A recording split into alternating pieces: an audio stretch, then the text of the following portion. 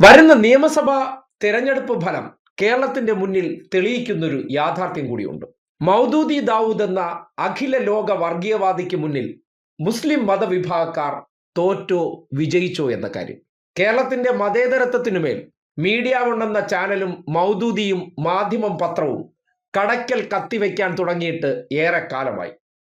നേരത്തെ രാഷ്ട്രീയത്തിലേക്ക് കടക്കാതിരുന്നവർ welfare party രൂപീകരിച്ച് അധികാരം പിടിക്കാനും കുത്തുമത്ത് ഇലാഹി എന്നുള്ള അവരുടെ ആശയപ്രകാരം അവർക്ക് ഈ നാടിനെ ബംഗ്ലാദേശ് പോലെയെല്ലാം മുസ്ലിം ഭൂരിപക്ഷ നാടാക്കണം, അങ്ങനെ മാത്രമേ അവർ ആഗ്രഹിക്കുന്ന നാട് സ്വായത്തമാകൂ എന്ന തരത്തിലാണ് കഴിഞ്ഞ കുറെ കാലമായി കേരളത്തിൽ മുസ്ലിം വികാരം കത്തിക്കാൻ വേണ്ടി ഈ രാജ്യത്താകമാനം സംഘപരിവാർ ഭരിക്കുന്ന ഇടങ്ങളിൽ മുസ്ലിങ്ങൾ നേരിടുന്ന അരക്ഷിതാവസ്ഥ ഈ നാട്ടിൽ ഉണ്ടാകാതിരുന്നിട്ട് പോലും അവരെ അനാവശ്യമായി ആശങ്കപ്പെടുത്തി അവരുടെ ഇടയിലേക്ക് ഇല്ലാത്ത വിഷങ്ങളെല്ലാം കുത്തി നിറച്ച് കഴിഞ്ഞ തെരഞ്ഞെടുപ്പ് കാലഘട്ടത്തിൽ കോൺഗ്രസിന് വേണ്ടി അവർ 24 അവേഴ്സ് ഓവർ ടൈം പണി ചെയ്യുകയായിരുന്നു.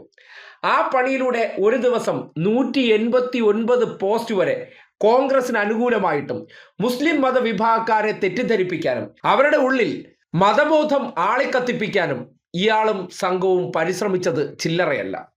മുസ്ലിങ്ങളുടെ രക്ഷകരെന്നുള്ള നിലയ്ക്കും മുസ്ലിങ്ങളുടെ ഉപദേശകരെന്നുള്ള നിലയ്ക്കും ഇവർ പ്രവർത്തിച്ച, ഇവർ പറഞ്ഞ് പ്രചരിപ്പിച്ച പല നുണക്കഥകളും അത് അതേപടി ഏറ്റുപിടിച്ചുകൊണ്ട് അവർ ഒത്തൊരുമിച്ച് ലീഗിന്റെ പിന്നിൽ അണിനിരന്ന് വെൽഫെയർ പാർട്ടിക്കാരും ജമാഅത്ത് ഇസ്ലാമിക്കാരും തെരഞ്ഞെടുപ്പിൽ UDF-നോടൊപ്പം നിന്ന് അവരെ അധികാരത്തിലേറ്റാൻ വേണ്ടി ഒരു മതത്തെ കരുവാക്കിയിട്ടുണ്ടെങ്കിൽ കേരളം തോറ്റത് UDF-നോടല്ല, പുരുഷ ശശികലയായിട്ടുള്ള ദാവൂദിന് മുന്നിലാണെന്ന് പറയേണ്ടി വരികയാണ്. കാര്യം ഈ നാട്ടിൽ മാധ്യമ സ്ഥാപനങ്ങൾക്കകത്ത് പോലും ഇതുപോലുള്ള തീവ്ര നിലപാടുകാരെ കൊണ്ടിരുത്തി ജനൻ TV ചെയ്യുന്ന അതേ പണി കഴിഞ്ഞ കുറെ കാലമായി Jamaat Islami മാധ്യമമായിട്ടുള്ള media one ചെയ്തുകൊണ്ടിരിക്കുകയായിരുന്നു.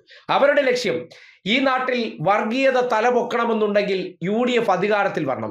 UDF എന്ന റബ്ബർ സ്റ്റാമ്പുകളെ മുന്നിൽ നിർത്തിക്കൊണ്ട് അവർക്ക് ഈ നാട്ടിൽ അവരുടെ ആശയം പ്രചരിപ്പിക്കാൻ കൂടുതൽ സ്വാതന്ത്ര്യം ആവശ്യമാണ്.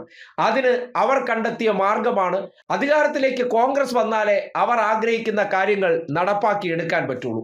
അതിനുവേണ്ടി അവർ രാപ്പകലില്ലാതെ ഒരു മതവിഭാഗത്തെ നിരന്തരം തെറ്റിദ്ധരിപ്പിക്കുന്ന വാർത്തകളിലൂടെ അവരെ ആശങ്കപ്പെടുത്തി അവരുടെ ഉള്ളിലേക്ക് നട്ടാൽ കുരുക്കാത്ത നുണകൾ വാർത്തകൾ എന്ന പേരിൽ അടിച്ചിറക്കി.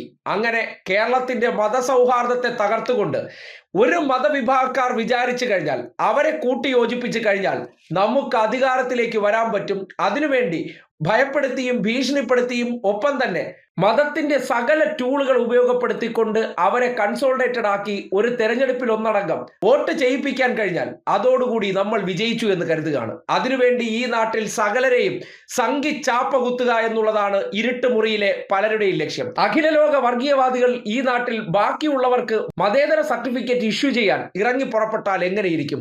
ആ കാഴ്ചയാണ് മൗദൂദി ദാവൂദിലൂടെ നമ്മൾ കണ്ടത്. ആ പുരുഷ ശശികലയുടെ വാക്കിനു മുന്നിൽ കേരളം തോറ്റുപോയിട്ടുണ്ടെങ്കിൽ, ആ വാക്ക് വിശ്വസിച്ച് ഒരു മതവിഭാഗക്കാർ മുഴുവൻ കേരളത്തിലെ മതേതര സംവിധാനത്തിനെതിരെ വോട്ട് ചെയ്തിട്ടുണ്ടെങ്കിൽ കേരളം വർഗീയത എന്ന കൊടും വിഷത്തിനു മുന്നിൽ മുട്ടുമടക്കാൻ പോകുന്നു എന്നുള്ള യാഥാർത്ഥ്യമാണ് കടന്നു വരാൻ പോകുന്നത്. നേരെ മറിച്ച് ഇവരുടെ പ്രചരണങ്ങളിൽ വീഴാതെ കേരളത്തിൽ നിലനിൽക്കുന്ന മതേതരത്വം തുടരേണ്ടതുണ്ട്. അതിനുവേണ്ടി വോട്ട് ചെയ്തിട്ടുണ്ടെങ്കിൽ കേരളത്തിലെ മുസ്ലിം മതവിഭാഗക്കാർ നിലനിൽക്കുന്ന മതേതരത്വത്തിനൊപ്പം അടിയുറച്ച് വിശ്വസിക്കുന്നവരാണെന്ന് കൃത്യമായി പറയാൻ കഴിയും. കാര്യം അവരുടെ ആശയ രൂപീകരണത്തിനും അവരുടെ പൊതു ചിന്താ രൂപീകരണത്തിനും മീഡിയ വൺ നടത്തിയിരിക്കുന്ന ഇടപെടലുകൾ ചെറുതല്ല. നിങ്ങൾക്ക് ഏത് മുസ്ലിങ്ങളുടെ വീട്ടിൽ പോയാലും കാണാൻ പറ്റുന്ന പത്രങ്ങളിൽ ഒന്ന് മാധ്യമമായിരിക്കും.